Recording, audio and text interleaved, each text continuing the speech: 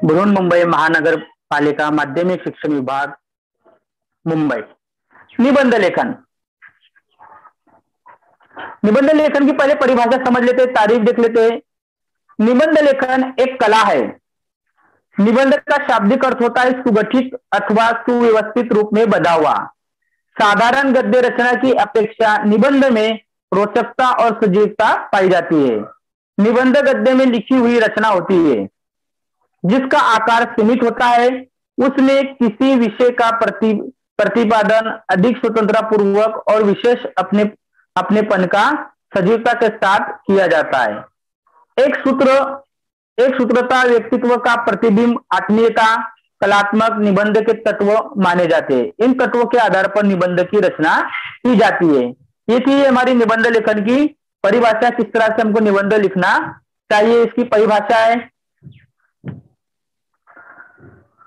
अब जो निबंध लेखन है, हमारी जो कृति पत्रिका है यानी सवालिया पर्चा क्वेश्चन पेपर में 4 अंकों के लिए पूछा जाता है। कौन सा सवाल होता है? कृति पत्रिका के प्रश्न क्रमांक 4। अभी हमने 4 का पहले अ देखे थे, अब हम प्रश्न क्रमांक 4 का आ। निबंध लेखन के लिए 2 विषय दिए जाते हैं। अब प्रश्न 4 के लिए आ में हमको 2 विषय दिए जाएंगे निबंध के, कोई भी दोनों में से हमको कोई एक लिखना है। अब उनमें से किसी एक विषय पर 70 से 80 शब्दों में निबंध लिखने के लिए कहा जाता है। यानी आपको सिर्फ ज्यादा नहीं, 70 से 80 शब्दों के अंदर ही आपको निबंध लिखना है।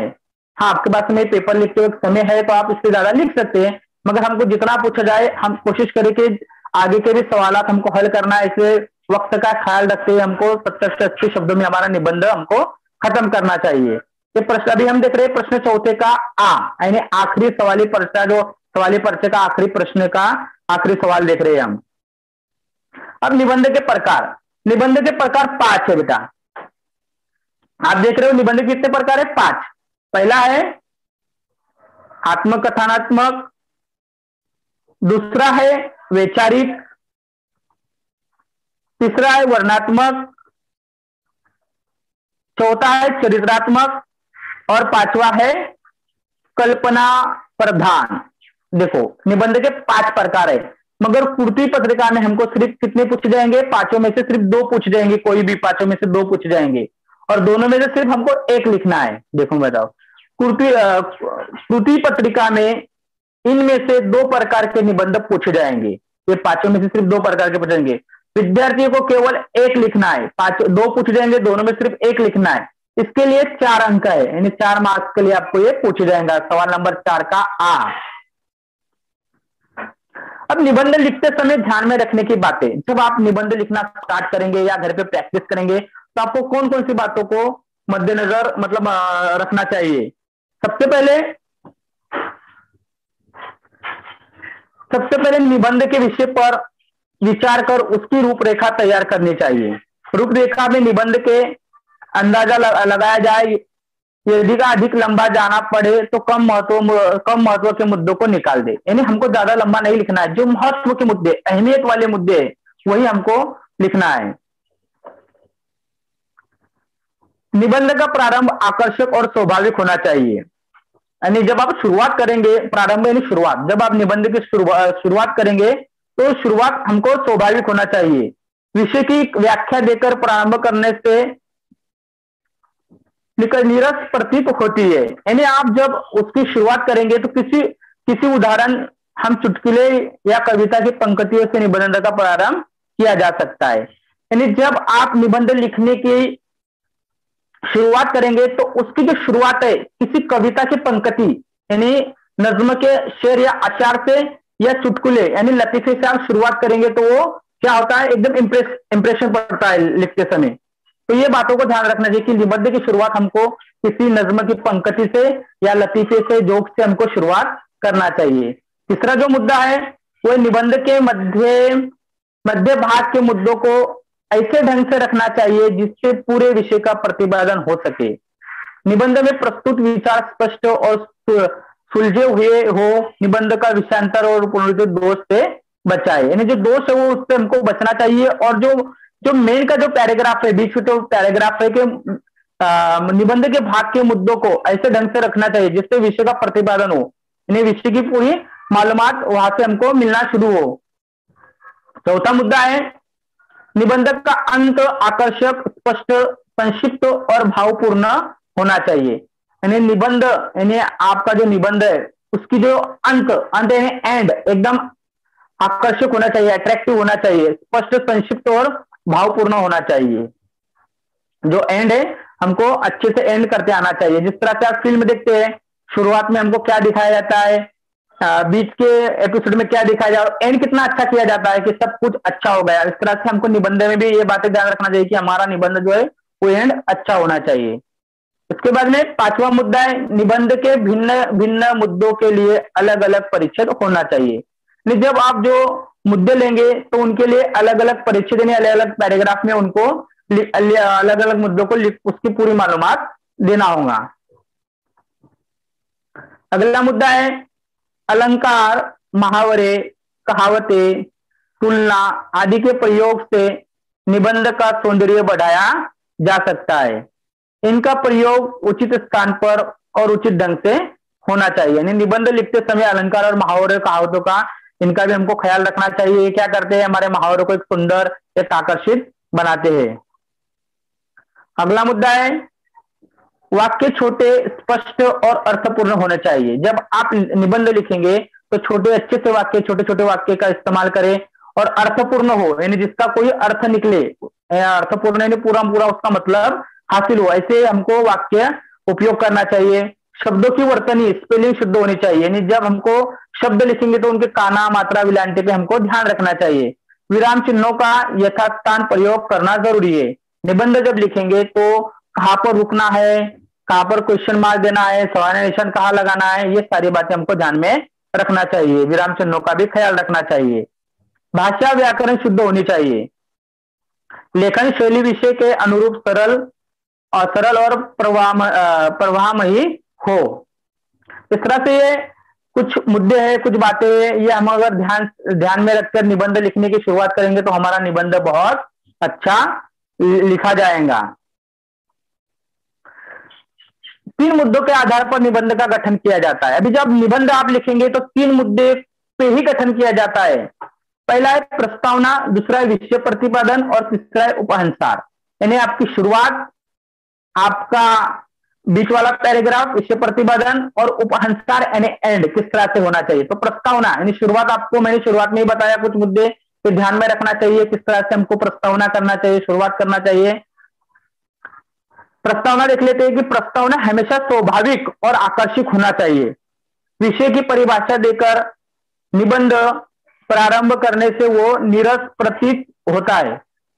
इसलिए निबंध किसी घटना, काव्य, पंक्तियां, चुटकुले या विषय से संबंधित अन्य जानकारी से होना चाहिए। मैंने आपको पहले ही बताया कि आपकी जो शुरुआत है वो क्या है, किसी भी नज़म के अशार, शेर से या लतीफे से होना चाहिए। जो शुरुआत है निबंध की वो, इससे इंप्रेशन पड़ता है निबंध पढ़ने वाले पे। दूसरा है विषय प्रतिपादन। विषय प्रतिपादन देखेंगे जिस विषय पर हम निबंध लिख रहे हैं, विषय प्रतिपादन जिस पे अभी जो भी निबंध का हमको टॉपिक दिया जाएगा, विषय दिया जाएगा, तो हम उस पर लिखेंगे तो हमको जिस विषय पर हम निबंध लिख रहे हैं उसकी पूरी जानकारी देना चाहिए। यानी उसके बारे में ज्यादा से ज्यादा लिखना चाहिए। जो भी हमको हेडिंग आएंगी, जो भी हमको सवाल आ जाएंगे उसके बारे में लिखते समय पुनरुक्ति दोष एवं अनावश्यक बातें लिखने से बचना चाहिए। यानी जिसके बारे में हमको निबंध लिखना है वही बातें हमको लिखना चाहिए, गैर जरूरी बातें हमको लिखना नहीं चाहिए। विचारों को स्पष्ट रूप में प्रदर्शित करें, यानी अपने ख्यालात का अच्छे से इजहार पेश करें। अलंकार, मुहावरे और कहावतों का निरूपण विषय के सौंदर्य को बढ़ाते हैं। जब आप निबंध लिखेंगे तो एकदम शुद्ध आसान जबान में और मुहावरे और कहावतों के साथ में लिखे। इससे क्या होता है, एक सौंदर्य यानी एक अच्छा रूप मिलता है हमारे निबंधों को, किंतु इनका प्रयोग उचित रूप से करना चाहिए। उसके बाद में उपहंसार यानी निबंध का एंड किस तरह से होना चाहिए। देखो, निबंध का अंत, उपहंसार यानी निबंध का अंत। निबंध का अंत स्पष्ट, सटीक, संक्षिप्त और आकर्षित होना चाहिए। पूरे निबंध का निचोड़ या निष्कर्ष अंत में लिखना चाहिए। यानी आखिरी में पूरा जो निबंध लिखे उसका निचोड़ हमको आखिरी में होना चाहिए। जिस तरह से हम कुछ भी एक स्टोरी या मूवीज देखते हैं तो लास्ट में देखते हैं ना कि किस तरह से पूरी कहानी हमको समझ में आ जाती है, उस तरह से हमने जितना भी निबंध लिखे वो एंड में हम पढ़ने वालों को पूरा अच्छी तरह से समझ में आ जाना चाहिए। साथ ही आपके अपने विचार को भी प्रदर्शित करना चाहिए, यानी अपने ख्यालात भी आखिरी में आपको लिखना चाहिए।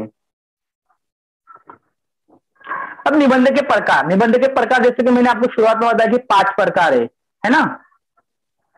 आत्मकथात्मक, दूसरा वैचारिक, तीसरा वर्णनात्मक, चौथा चरित्रात्मक और पांचवा कल्पना प्रधान। ये निबंध के 5 प्रकार है। अब इनको हम परिभाषा के साथ एक एक की क्या करेंगे, मालूमात हासिल करेंगे।